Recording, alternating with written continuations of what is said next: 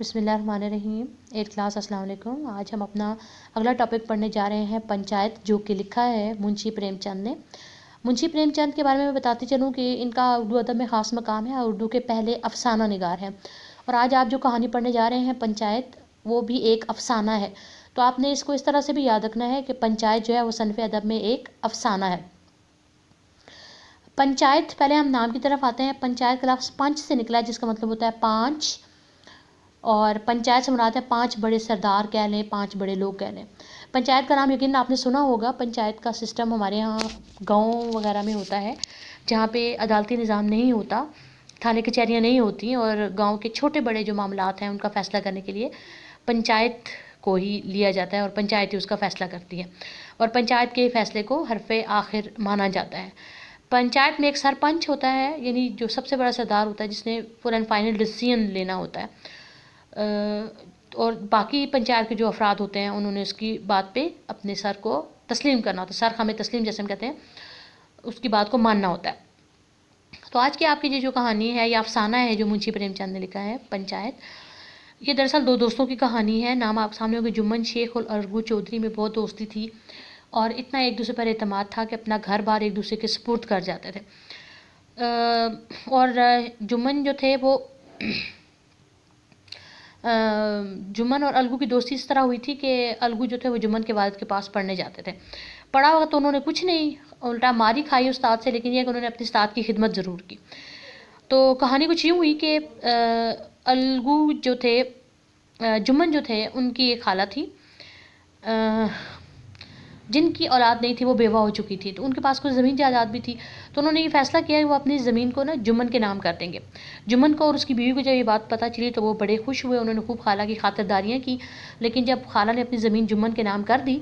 تو کیا ہوا کہ ان دونوں کا رویہ بھی خالہ سے بدل گیا۔ اب جو جمن کی بیوی تھی، وہ خالہ بیچاری کو کھانا بھی اتنا کم دیتی تھی کہ اس کا پیٹ نہیں بھرتا تھا۔ خالہ سے یہ برداشت نہیں ہوا، تو انہوں نے اس بات کی شکایت جب جمن سے کی تو جمن نے اس کا کوئی خاص جواب نہ دیا خالہ کو، اور الٹا خالہ کو ڈانٹنے لگے۔ تو خالہ نے اس بات پہ پھر جو ہے فیصلہ کیا کہ ٹھیک ہے، میں پھر پنچایت بلاؤں گی۔ خالہ کے کہنے پر پنچایت بلائی گئی، اور تمام فیصلہ جو ہے وہ خالہ نے بھی اپنی بات کی، جمن نے بھی کی، جس میں یہ تقاضا کیا گیا کہ خالہ کو الگ کھانا پکانے کے لیے، یعنی معاملات کے لیے خالہ کو الگ سے پیسے دیے جائیں، جبکہ جمن کا یہ کہنا تھا کہ میرے پاس اتنے زیادہ پیسے نہیں ہیں کہ میں خالہ کے اخراجات جو ہے وہ اٹھا سکوں۔ خیر، دونوں طرف کی باتیں سننے کے بعد فیصلہ جو تھا وہ سنانے کے لیے سرپنچ مقرر کیا گیا جمن کے دوست الگو چودھری کو۔ اب کیا ہوا کہ الگو چودھری کو جب پنچ بنایا گیا تو جمن تو خوش تھا، اسے پتہ تھا کہ الگو جو ہے وہ میرا دوست ہے اور وہ میرے خلاف فیصلہ نہیں کرے گا، لیکن کیا ہوا، کیونکہ الگو تو اس وقت انصاف کی کرسی پر تھا، اور جب کوئی انصاف کی کرسی پہ بیٹھ جائے تو اس کے سامنے دوست، دشمن، عزیز، رشتہ دار، بھائی چارہ کچھ بھی نہیں ہوتا، اس نے حق پر فیصلہ کرنا ہوتا ہے۔ خیر، اب الگو چودھری نے فیصلہ سنایا تو وہ یہ تھا کہ آپ کو جو ہے خالہ کے ماہوار خرچے کا بندوبست کرنا چاہیے، کیونکہ یہ آپ کی ذمہ داری ہے اور خالہ بھی آپ کی ذمہ داری ہے، اور اگر آپ ایسا نہیں کریں گے تو آپ کے پاس جو آپ کو رقم دی گئی ہے، جو آپ کی زمین آپ کے نام ہوئی ہے، وہ خالہ کو واپس مل جائے گی۔ جمن نے جب یہ فیصلہ سنا تو اسے بڑا افسوس ہوا، اور وہ حیران رہ گیا کہ ایک دوست ہو کے میرے بارے میں ایسا فیصلہ کرے گا۔ بہرحال جی، اس نے ان دونوں کی دوستی جو ہے وہ کیا ہوئی کہ دوستی کا تناور درخت اگر ہم کہہ دیں کہ اس کی جڑیں ہل گئیں اور وہ ایک دوسرے سے دور دور رہنے لگے۔ لیکن جلد ہی اس کا بھی ایک موقع آ گیا کہ الگو اور جمن کی دوستی جو ہے وہ زیادہ دیر تک جو ہے ناراضگی میں نہ رہی، جلد ہی وہ دوستی میں بدل گئی۔ ہوا کچھ ایسے کہ الگو چودھری کے پاس بیلوں کی ایک جوڑی تھی، اور اس نے جو بیل لائے تھے وہ جوڑی بڑی خوبصورت تھی، بڑی مہنگی بھی تھی، لوگ دور دور سے اسے دیکھنے آتے تھے۔ تو کیا ہوا، اتفاق سے ایک بیل اس کا مر گیا۔ اب دوسرا بیل کسی کام کا نہیں تھا، تو اس نے وہ ایک تھا ان کے گاؤں میں ایک شخص تھا جس کا نام تھا سمجھو سیٹھ، تو انہوں نے وہ بیل اس کو فروخت کر دیا۔ سمجھو سیٹھ نے کیا کیا، جب اس نے دیکھا اتنا موٹا تازہ بیل مل گیا مجھے، تو اس نے کہا کہ میں 1 مہینے 1.5 مہینے بعد اس کی قیمت ادا کر دوں گا۔ تو الگو چودھری نے کہا ٹھیک ہے۔ اب کیا کیا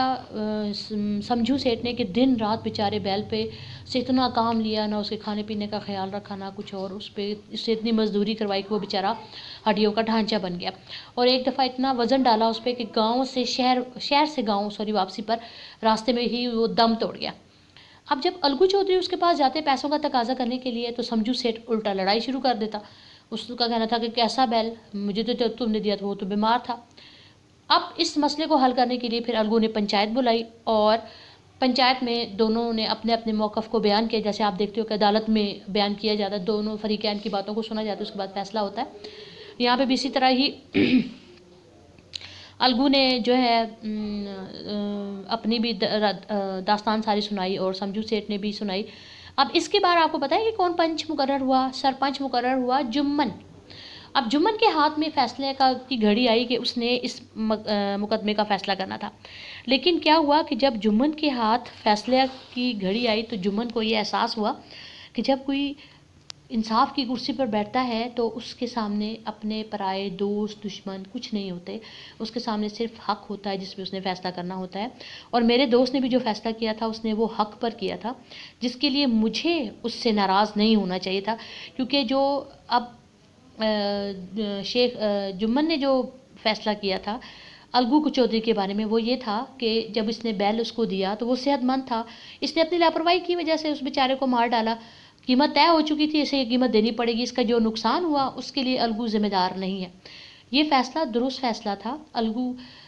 کے حق میں تھا، لیکن سب سے بڑی یہ بات تھی کہ انصاف پہ تھا۔ جب جمن نے خود اپنے دوست کے حق میں فیصلہ کیا تو اسے احساس ہوا کہ جب کوئی انصاف کی کرسی پر بیٹھ جائے تو پھر اس کے آگے صرف فیصلہ ہی ہوتا ہے اور کچھ نہیں ہوتا۔ تو اس سے یہ ہوا کہ اس پنچایت کے بعد دونوں کے درمیان جو نفرت تھی، کدورت تھی، وہ ختم ہو گئی اور دونوں کے دل صاف ہو گئے اور دونوں کی پھر سے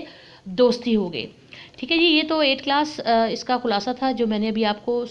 پڑھ کر بتایا اور سنایا۔ آپ نے ایک دفعہ کہانی کو ضرور پڑھنا ہے، ٹھیک ہے، اور میں نے آپ کو بتایا بھی تھا جب لاسٹ ٹائم کلاس آپ کے ساتھ ہوئی تھی تو میں نے اس میں آپ لوگوں کو بتایا تھا کہ جو الفاظ معنی ہیں وہ لاسٹ پہ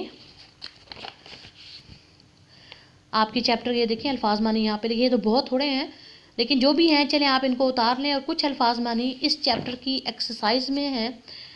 وہ بھی آپ نے اپنے اس کے ساتھ ہی کر لینے ہیں۔ جب آپ الفاظ معنی پیچھے سے اتاریں گے تو آپ کی ایکسرسائز میں بھی کچھ الفاظ ہیں، کچھ الفاظ یہ دیکھیں، سوال ہے آپ کا سوال نمبر 4، ان الفاظ کے معنی لکھیں، تو کچھ الفاظ آپ کو پیچھے سے مل جائیں گے، کچھ اس میں نہیں ہوں گے، میں ابھی ساتھ ساتھ آپ کو بتا رہی ہوں تو پھر آپ نوٹ کر لیجیے گا۔ ساجہ کا مطلب ہوتا ہے مشترک، زانوئے ادب طے کرنا، ادب اور سلیقے سے بیٹھنا، وضع بناوٹ، رفتہ رفتہ، آہستہ آہستہ، صلح پسند، امن پسند، تعہین حیات کا مطلب ہوتا ہے جب تک زندگی ہے، اور پنچ سردار کو کہتے ہیں۔ ٹھیک ہے جی، میں نے آپ کو الفاظ معنی کر دیے۔ اب آپ کا گھر کا کام کیا ہوگا، آپ نے جیسے میں نے کلاس میں بتایا تھا اپنے ٹائٹل پیج بنانا ہے، پھر آپ اپنے الفاظ معنی کریں گے، اور اس کے علاوہ جو بک پہ آپ نے کام کرنا ہے، آپ کے یہ جو فل ان دا بلینکس ہیں، جب آپ سٹوری کو پڑھ لیں گے فل ان دا بلینکس کو آپ نے پینسل کے ساتھ اور ٹک کراس کو آپ نے پینسل کے ساتھ بک پہ ہی کرنا ہے، نوٹ بک پہ نہیں کرنا۔ نوٹ بک پہ آپ صرف کیا کریں گے، آپ نے صرف الفاظ معنی کرنے ہیں، باقی میں آپ کو جو ہیں کویسچن آنسر وہ ساتھ بھجوا دوں گی۔ ٹھیک ہے، اب آپ کا کام یہی ہے، پہلے آپ چیپٹر کی ریڈنگ کریں، پھر آپ الفاظ معنی کریں، اور پھر یہ 2 چیپٹر کی ریڈنگ کرنے کے بعد آپ بک ورک پہلے کریں۔ ٹھیک ہے، یہ جو فل ان دا بلینکس اور ٹرو فالس ہے، پھر جیسے جیسے ضرورت ہوگی ہو سکتا ہے پھر یا اسکول میں پھر نوٹ بکس بھی ساتھ ساتھ چیک ہوں گی، اس لیے آپ اپنے کام کو ساتھ ساتھ کریں گے، اسے ڈیلے نہیں کریں گے۔ ٹھیک ہے، اوکے، اللہ حافظ۔